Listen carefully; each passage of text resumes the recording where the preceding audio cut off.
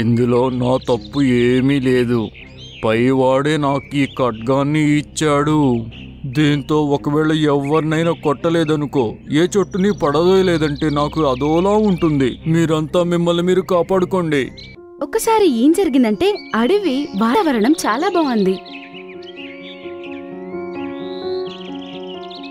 జంతువులన్నీ చాలా సంతోషంగా ఆడుకుంటూ ఉన్నాయి.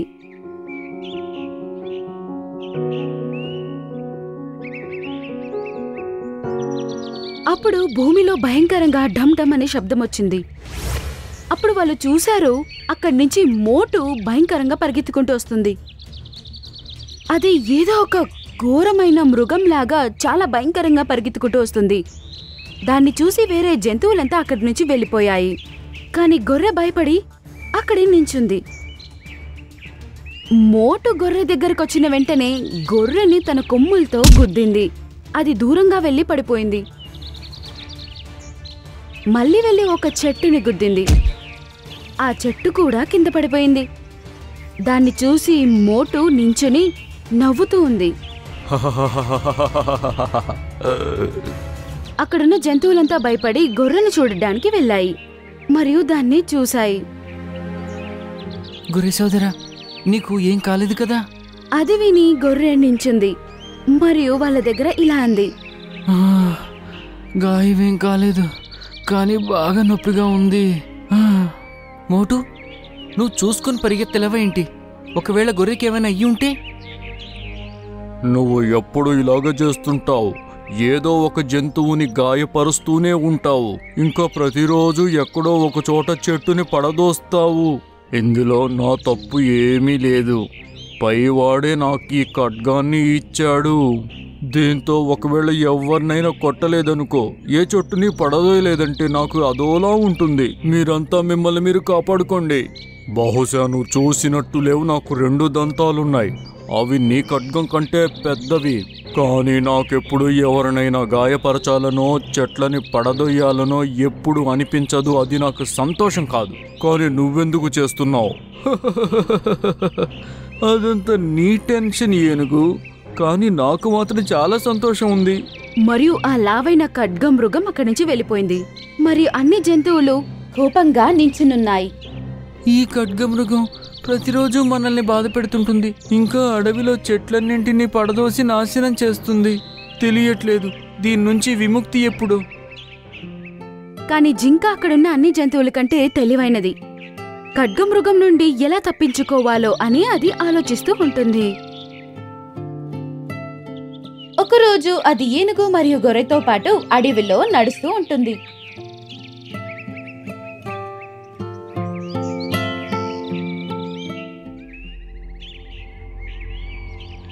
మిత్రులారా, ఈ గుహ చూడు ఎంత పెద్దదో, ఇంకా దాని లోపల ఎంత చీకటిగా ఉందో.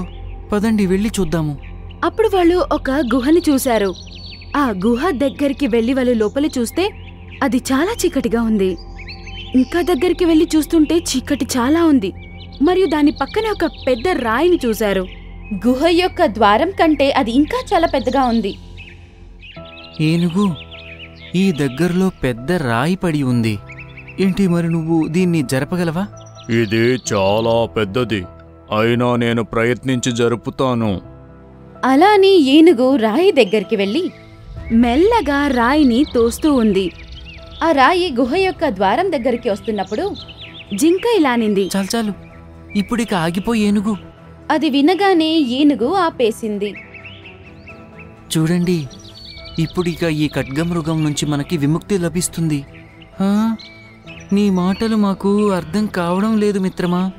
అది విని జింక తన ఐడియాని అందరికీ చెప్పింది. అది విని వాళ్ళు సంతోషపడ్డారు. సాయంత్రం అయిన వెంటనే వాళ్ళు ఆడుకోవడం ప్రారంభించారు.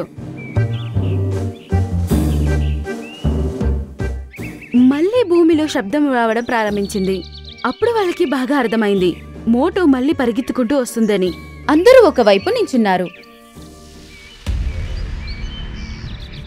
మోటు ఒక చెట్టుని తోసేసింది మరియు నించుని నవ్వడం ప్రారంభించింది. వేరే జంతువులు కూడా దానితో పాటు నవ్వడం ప్రారంభించాయి. అది చూసి మోటు ఆశ్చర్యపోయింది. ఏమైంది? మీరంతా ఎందుకు నవ్వుతున్నారు? నీకు తెలియదా మోటు, అడవిలోకి ఇంకొక కొత్త ఖడ్గమృగం వచ్చింది. ఇంకా అది నీతో పోరాడాలనుకుంటుంది. దాంతో మాకిక విముక్తి లభిస్తుంది నీ నుంచి. మీకు అనిపిస్తోందా నా స్థానంలో ఇంకొకరు వస్తారు అని? మేము దాన్ని చూశాము. అది నీకంటే చాలా శక్తివంతురాలు. ఇంకా అది చెప్పింది నిన్ను బాగా భయపెట్టి తరిమేస్తుంది అడవి నుంచి అని. అది విని మోటుకి చాలా కోపం వచ్చింది మరియు ఇలా అనింది, అవునా, అయితే నేను ఇక్కడే ఉండి ఎదురు చూస్తాను దానికోసం. ఈరోజు నేను దాన్ని చంపే వెళతాను. అది విని వాళ్ళందరూ నవ్వడం ప్రారంభించారు. మరియు మాకు దాని గుహ ఎక్కడో తెలుసు. ఒకవేళ నీకు ధైర్యం ఉంటే చెప్పు, వెళ్ళి దాన్ని కలవడానికి సిద్ధంగానే ఉన్నావా? తప్పకుండా చెప్పు, ఎక్కడుంది ఆ కొత్త ఖడ్గమృగం? నాతో పోరాడేంత ధైర్యం ఉందా దానికి? అది విని జంతువులన్నీ ఒకరినొకరు చూసుకుని సంతోషపడ్డాయి. వాళ్ళ ఐడియా పనిచేస్తున్నట్లు వాళ్లకు అనిపిస్తుంది. అవి దాన్ని తీసుకుని గుహ దగ్గరికి వెళ్ళాయి. ఏంటి మోటు, నీకు దాన్ని పిలవడానికి చాలా భయంగా ఉందా? అది విని మోటుకి చాలా కోపం వచ్చింది మరియు గుహ దగ్గరికి వెళ్లి అరిచింది, ఓ ఖడ్గమృగమా, నీకు గనుక ధైర్యం ఉంటే నా ఎదురుగా రా, పోరాడదాం. అది ఇలా అరిచిన వెంటనే తన యొక్క వాయిస్ మళ్ళీ తనకి వినిపించింది. ఓ ఖడ్గమృగమా, నీకు గనుక ధైర్యం ఉంటే నా ఎదురుగా రా, పోరాడదాం. అదిగో చూడు, అది ఇప్పుడు కూడా నిన్ను బెదిరిస్తోంది. ఏంటి, నీకు లోపలికి వెళ్ళడానికి భయంగా ఉందా? నేను ఇప్పుడే ఆ గుహలోకి వెళ్ళి దాన్ని చంపేసి వస్తాను. అప్పుడు మీ అందరికీ అర్థమవుతుంది ఎవరు ఎవరితో భయపడుతున్నారు అని. అలా అని ఆ మోటు గుహ లోపలికి పరిగెత్తుకుంటూ వెళ్ళింది మరియు జింక ఏనుగుతో ఇలా అనింది, ఏనుగు, ఇప్పుడు త్వరగా రాయిని జరిపి గుహ ద్వారాన్ని మూసివేయి. దాని మాట విని ఏనుగు రాయి దగ్గరికి వెళ్లి దాన్ని తోయడం ప్రారంభించింది. అది కోపంతో లోపలికి పరిగెత్తుకుంటూ వెళ్ళింది. కాని అక్కడ చీకటి మాత్రమే మిగిలింది. ఎక్కడికెళ్ళావు నువ్వు? ఇప్పుడు నేను నీ గుహలోకే వచ్చేశాను. ఎందుకు ఎదురుగా రావడం లేదు? ఎక్కడికెళ్ళావు నువ్వు? ఇప్పుడు నేను నీ గుహలోకే వచ్చేశాను. ఎందుకు ఎదురుగా రావడం లేదు? మరియు మళ్ళీ తన వాయిస్ తనకి వినపడింది. అప్పుడు దానికి ఏం జరుగుతుందో అన్న విషయం బాగా అర్థమైంది మరియు దానికి బాగా కోపం వచ్చి గుహ ద్వారం వైపు వెళ్తూ ఉంది. ఏనుగు ఆ బండరాయిని గుహ యొక్క ద్వారం దగ్గరికి తోసుకుంటూ వెళ్తూ ఉంటుంది. మోటు చాలా వేగంగా పరిగెత్తుకుంటూ వస్తూ ఉన్నాడు. అది రావడానికి ముందే ఏనుగు బండరాయితో గుహ యొక్క ద్వారాన్ని మూసేస్తుంది. అయినా కాని తన బలమంతా యూజ్ చేసి పరిగెత్తుకుంటూ వచ్చి ఆ బండరాయిని తోసింది. కాని ఆ రాయి కదలను కూడా కదల్లేదు. దీన్ని జరపండి, జరపండి దీన్ని. మీరంతా నన్ను ఈ రకంగా వెదవరి చేయడం మంచిది కాదు. ఇప్పుడు నువ్విక ఈ గుహలో నుంచి బయటకు వచ్చాకే మాతో మాట్లాడు మోటు. అలానే జంతువులన్నీ నవ్వడం ప్రారంభించాయి. చాలా బాగుంది జింక, ఈరోజు నీ వల్లే మాకు ఈ విముక్తి జరిగింది ఈ ఖడ్గమృగం నుంచి. నిజంగా జింక, నువ్వు నీ తెలివిని చాలా చక్కగా ఉపయోగించావు. జింక నవ్వి ఇలా అనింది, ఒకవేళ మీరే గనక సహాయం చేయకపోతే నా తెలివైన బుర్రున్నా ఏం ఉపయోగం ఉండేది కాదు. పదండి, ఇక మీదట మనం ఇక్కడి నుంచి వెళ్ళిపోదాం. ఎలాగూ మనం ఈ స్థలంలో ఉండాల్సిన అవసరమేం లేదు కదా. అది విని జంతువులన్నీ అక్కడి నుంచి వెళ్ళిపోయాయి.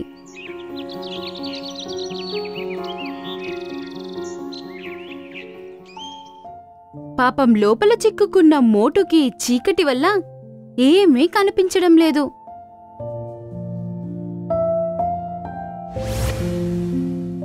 అది వేరే ఏమీ చెయ్యలేక ఆ వైపు ఈ వైపు అని నడుస్తూ ఉంది.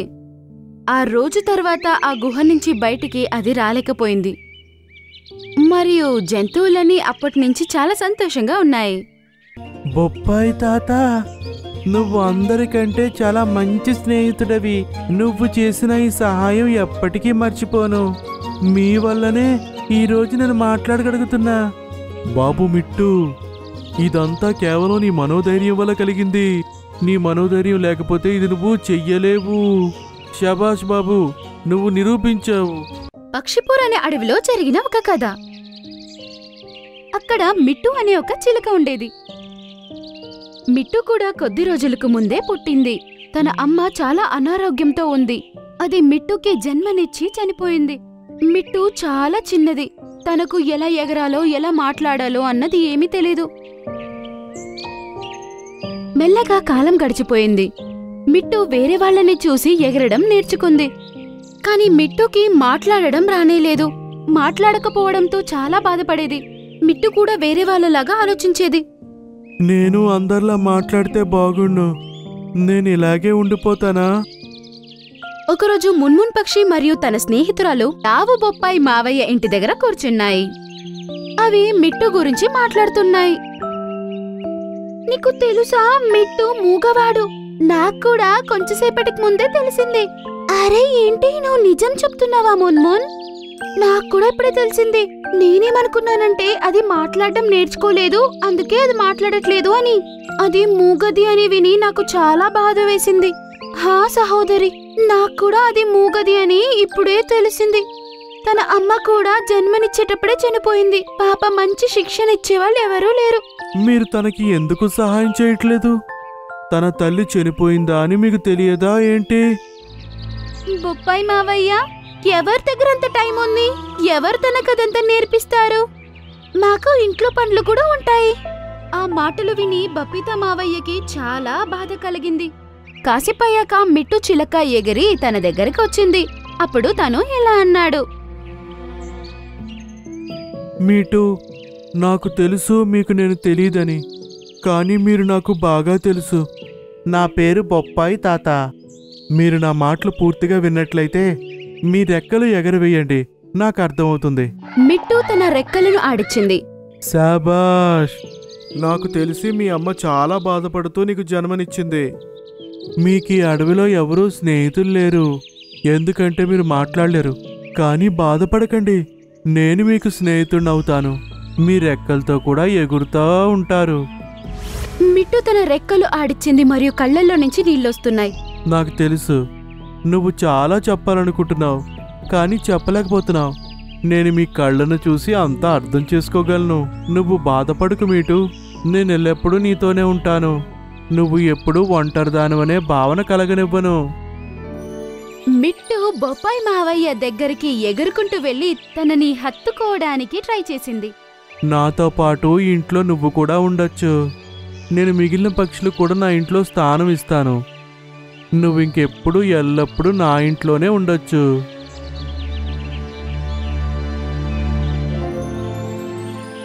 మరుసటి రోజు ఉదయం బపితా మావయ్య మున్మున్ పక్షికి అడవిలోనే ఒక మంచి డాక్టర్ని వెదకమని చెప్పాడు. ఎందుకంటే మిట్టు పక్షికి చికిత్స ఇవ్వడానికి. మీటు, పద, నేను నీ గురించి ఒక మంచి డాక్టర్ని వెతికుంచాను. నీకు అతని చేతే వైద్యం చేయిస్తాను. తర్వాత నువ్వు మాట్లాడగలవు. మరియు మిట్టు చిలక మున్మున్ పక్షితో పాటు వెళ్తుంది. మరియు డాక్టర్ దగ్గరికి వెళ్లి మున్మున్ పక్షి అన్నీ చెప్తుంది. డాక్టర్, ఇది నా ఫ్రెండ్. 5 నెలలు అయ్యింది, కానీ మాట్లాడలేకపోతుంది. ఎలాగైనా మీరు ఇది మాట్లాడేలాగా చేయండి. ఎలాగైనా ఏదైనా చికిత్స ఇవ్వండి. మేము దానికి తయారుగా ఉన్నాం, కానీ అది మాట్లాడగలగాలి. నువ్వేం భయపడకు, ఇది చాలా చిన్న విషయం. దీనికి నేను ఆపరేషన్ చేసేస్తా. నీ మూతికి కొంచెం ఎక్సర్సైజ్ అవసరం ఉంటుంది. మీరు తనకి చికిత్స ఇవ్వండి. వేరే ఎక్సర్సైజ్ అంతా నేను చేయిస్తాను. మీరేం చెప్తారో మేము అదే చేస్తాము. ఆహా, ఇప్పుడు నేను కొన్ని మందులు తీసుకొచ్చాను. ఇక ఎక్సర్సైజ్ చెప్తాను, నువ్వు అది చేస్తే సరిపోతుంది. 2 రోజులు చేసిన తర్వాత తిరిగి కనిపించు. ఆ రోజు మనం నీకు ఆపరేషన్ చేస్తాం. మరియు వాళ్ళిద్దరూ లావు బొప్పాయి మావయ్య దగ్గరకు వచ్చేశారు. లావు బొప్పాయి మావయ్య టైంకి అన్ని మెడిసిన్స్ ఇచ్చింది. 2 రోజుల దాకా అలాగే చేశారు. డాక్టర్ ఏం చెప్పారో అదే. 2 రోజుల తర్వాత మున్మున్ పక్షి మిట్టుని డాక్టర్ దగ్గరికి తీసుకెళ్ళింది. చాలా బాగుంది, నువ్వు మందులన్నీ టైంకి తీసుకున్నావు. అందుచేత మీటు చిలక తొందరగా రికవరీ అయ్యింది. హా డాక్టర్, ఒక్కరోజు కూడా తప్పకుండా ఇచ్చాము. మీరెలా చెప్పారో అలాగే తీసుకున్నాము. డాక్టర్ మిట్టుకి ఆపరేషన్ చేశారు. మిట్టు అప్పుడు మాట్లాడగలిగింది. మరియు బొప్పాయి మావయ్య అది చూసి చాలా సంతోషించాడు. మిట్టు అయితే చాలా సంతోషంగా ఉంది.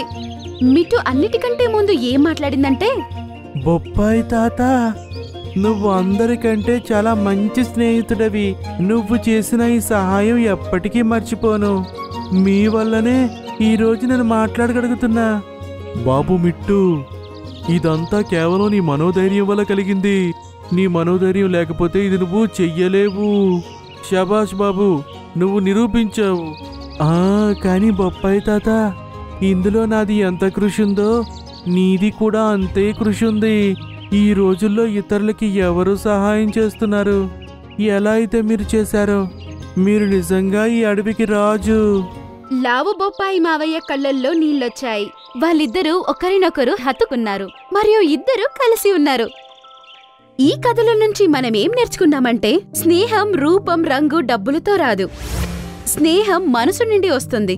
బొప్పాయి మావయ్యకు మరియు మిట్టుకి ఒకరి గురించి ఒకరికి తెలియదు. కానీ లావు బొప్పాయి మావయ్య మిట్టు లాంటి ఒక ఫ్రెండ్ని సంపాదించాడు.